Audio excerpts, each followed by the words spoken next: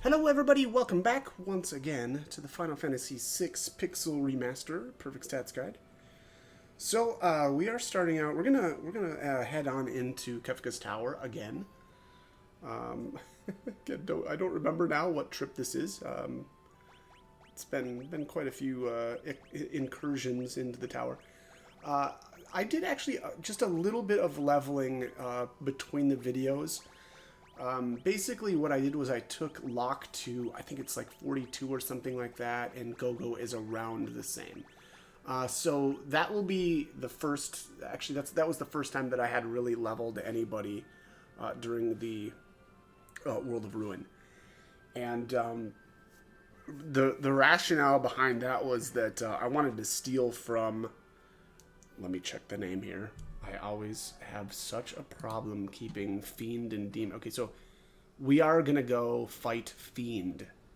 So Fiend is one of the warring triad that uh, Group 1 can fight, or I think technically Group 2 can fight it as well, but it just depends on how you do the switch room. The reason why that I even leveled in the first place was just because it is level 73, I think it is, and so I think it's actually impossible to steal. Geez, at 24, I think anyway. My steam cooker was making a bunch of noise back there. Okay, there we go. We're good now. But yeah, so anyways, I had to level, or I wanted to level at least just a little bit. The steal formula is something like, if you're 50 levels below the target, you just always will fail. And I think technically, actually, we're not 50 levels below. We're like 49 levels below. And so, I don't know. I take that to mean that we should have been able to actually steal from him. But I think I did try for a little bit, and I don't know. Maybe it just, I think I did anyway. But either way.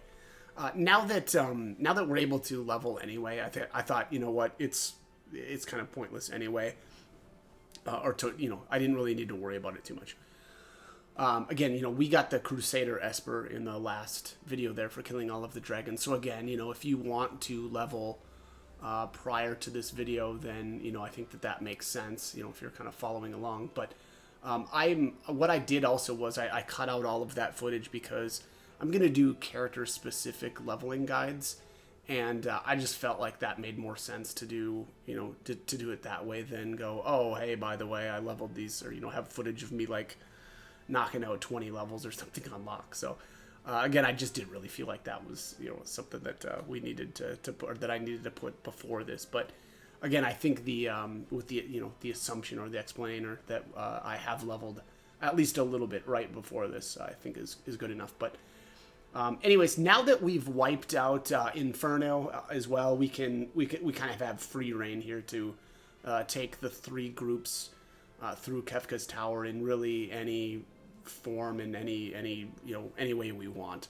Again, we just we've wiped out everything on the way to the switches, and so I think that's a lot. Most of the work is done to knock out the other two members of the Warring Triad. So that's what I'm actually going to do. It's probably kind of funny, and now in hindsight, I question here if I should have done it quite like this, because I don't know. There's something kind of funny about kind of doing everything, or at least like the hardest fights in the game, at the levels that I'm at right now. And I don't know, on some level it's kind of, the challenge is kind of cool, but here's where I was talking about. So, if you want to fight, God, again, was it Fiend? God, Jesus, my brain melts when it comes to those two. Yes, Fiend. So if you want to kill Fiend with Group 1, in that switch room there, you take a left. And that will make it so that, this group ends up fighting Fiend. This group can actually fight Goddess as well, but you can't do I guess both in one trip. Meaning that if I wanted Group 1 to fight Goddess, I just needed to take a right up there. But again, I'm gonna make a second trip for Goddess, and that'll probably be the next video. But yeah, anyways, it's yeah, I don't know. It's pretty interesting. I like the way that this kind of puzzle is set up too. You know, with the three different groups and how they kind of come together. The kind of twist there that I don't think I really realized before was that, again, that first group can actually take on either one of those warring triad, and it's really up to you. But basically, you have all three groups step on the switches, and then group three comes down the bottom, and then that switch opens up the doors so that these two groups can then go and take on, you know, whichever, you know, warring triad they want to take out. But anyways, all right. So this is kind of how I'm set up, at least with Mog. All right, here is Strago. It looks like this. Yeah, that's right. This one uses ice attacks, and so, you know, probably it's a good idea, at least if you can, to put some ice shields on people. I've got the Paladin shield on Gogo because Gogo just doesn't have great, you know, equipment options, and so, I mean, I guess it's okay, but yeah, I just thought that made the most sense. Also, geez, bring Strago for Fiend. I'm sorry, I should have brought this up sooner, but Fiend has a lore that you can't learn anywhere else, which is called Force Field. It's kind of like the opposite of the Debilitator, where it makes your group, I guess, your group members immune to a specific elemental attack. I think, anyway. Boy, now I'm questioning if that's the case. Let me see here. Yeah, that's gonna bother me. I know that's how it works for Fiend, right? When Fiend actually uses it, it nullifies an element. I just don't know if that's how it functions when Strago actually uses it. Well, that's what it says. Nullifies all damage done by a random element to all enemies and allies alike. Okay. Interesting. I didn't realize it was for both allies and enemies. That's interesting. Yeah. Huh. I don't know about that. Well, either way. All right. So it looks like, did he use Northern Cross on us here? Let me just see. Not sure what it looks like. Yeah. Yep. Northern Cross. So yeah, a lot of ice type abilities.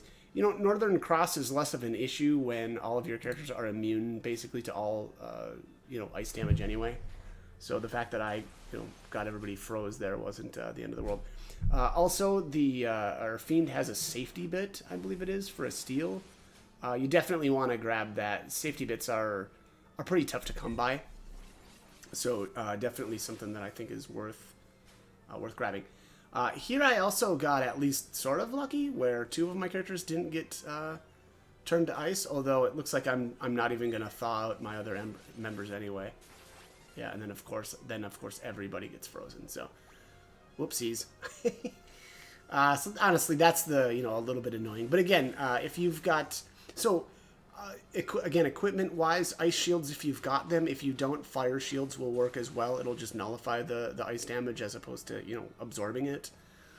Let's see, what else can you do?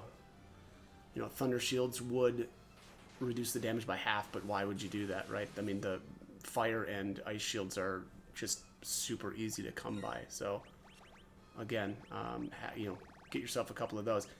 And also, Paladin shield, as always, amazing.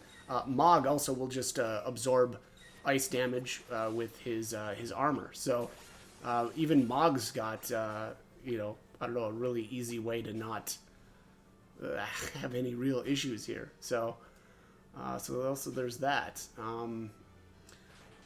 Yeah, boy, I don't know. There's not that much else I feel like to talk. Oh, let's just check his... Let's see, absorbs ice and poison, weak against holy, which is a little tough to take care of if you don't have, or take advantage of if you don't have Alexander yet, which I didn't have. Vulnerable to darkness, image, and slow. So, yeah, I mean, just throw a slow on him. That's about as good as you can do for, you know, kind of slowing him down. Oh, man, that's right. Okay, so one of the other times that I did this, too, I just got really annoyed. Yeah, so the reason why I even leveled in the first place was I did come in here and try to steal. And, you know, I tried for a very, very long time to try to steal. But I got really annoyed. And actually, I think... So Locke was 24, Gogo was 26, and I never had any successful steals. And that was... My bet was like a half an hour straight of trying to steal. And that's with Thief Bracers on as well. What I did actually was to rasp Fiend completely out of MP. The kind of dangerous part about it, and I only did that because I wanted to use the auto battle, and just, you know, basically make it so that I wouldn't get frozen and you know, I could just walk away. And again, I let this thing run for a very, very long time, and I did not end up getting a successful steal. So, you know, probably or possibly some just, you know, bad luck.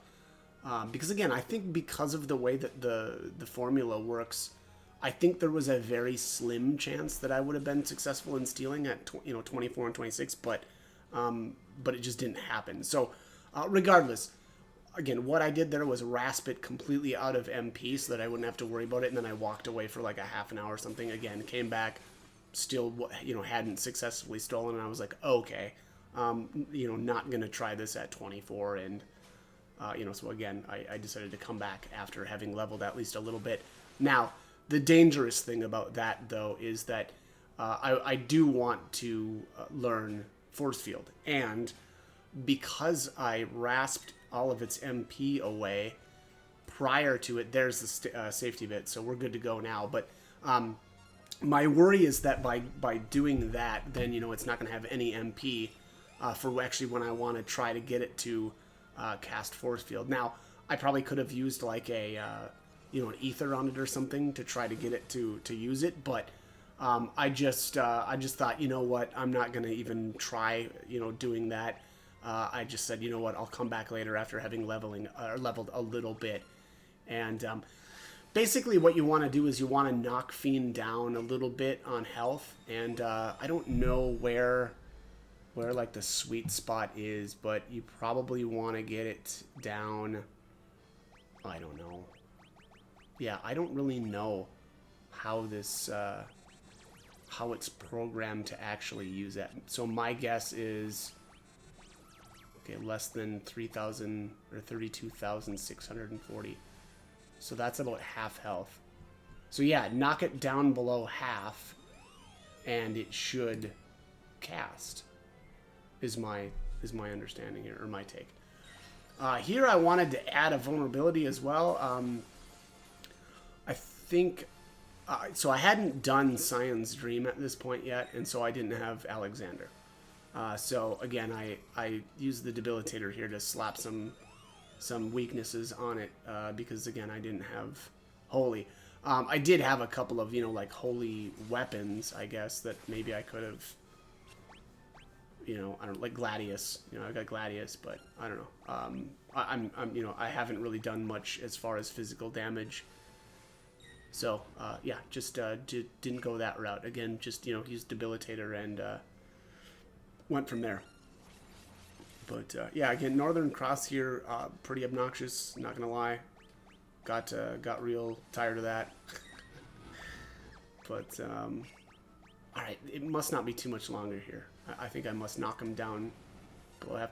I must have stuck a lightning vulnerability on him too. Yeah, wow, that Mog really cranked him pretty good there.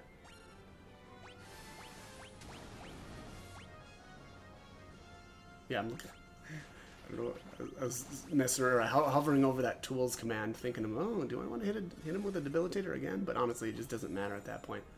All right, so what level? Level 73. Yeah, he's still at 42,000 health, so he still has too much health. Vulnerable to poison, holy earth, water. Wow, I really stuck a lot of elements on there that I couldn't really do much with.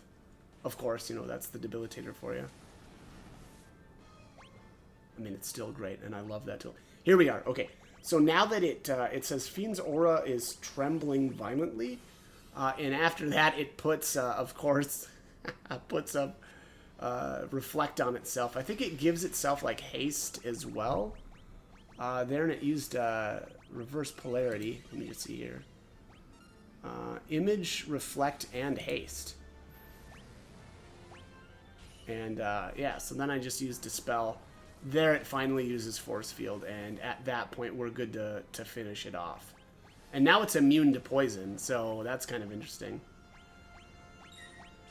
You know, one of the... Actually, I think that was the first element that I made it vulnerable to, but that's alright. There's plenty more to still take advantage of. I also kind of wonder what happens when you use force field. I wish I would have tried that out. Used force field and then use a debilitator afterwards.